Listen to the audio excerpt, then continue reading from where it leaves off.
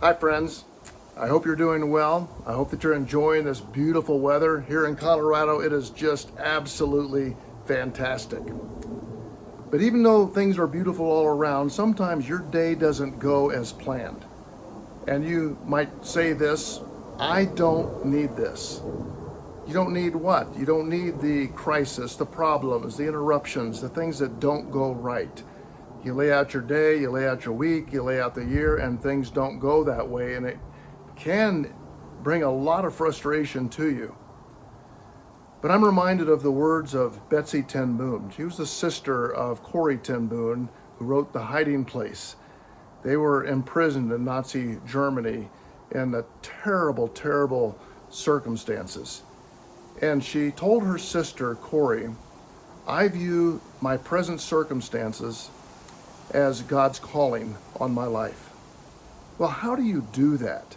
Because I know when things don't go the way I plan for them to go, it just boils up frustration in me, and I want to say, I don't need this. But we're reminded of this truth, and probably one of the most familiar verses in all of the Bible is Romans 8:28. And we know, not just intellectual knowledge, but by experience, and we know that all things work together for good to them who love God and to those who are called according to his purpose. What an incredible promise. It's one thing to know that intellectually, but also to know it experientially is far better. So what is the good that God is doing? And I can think of three ways that God is doing good when things are not going well. When things get interrupted, things are in chaos, things don't go as planned, and you want to boil out your frustration. First of all, the good is that God, through the crisis, is bringing you to what you need to be as a person, forming your character, molding you into the likeness of Christ. He created you to become like Christ, and you'll never see that happen without some kind of crisis and difficulty to force you to his grace.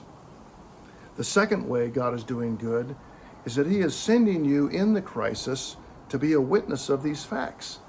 Just like Corrie and Betsy were sent into a prison camp and a concentration camp, into the worst situations, that's where people need Christ, in those places. So not only is God forming your character, he's also giving you incredible opportunity for ministry. And finally, he's bringing great glory to his name, which is probably the greatest of all. Because when God is able to pour out his grace in these circumstances, in your life, forming you, in the lives of others, introducing grace, he brings great glory to himself.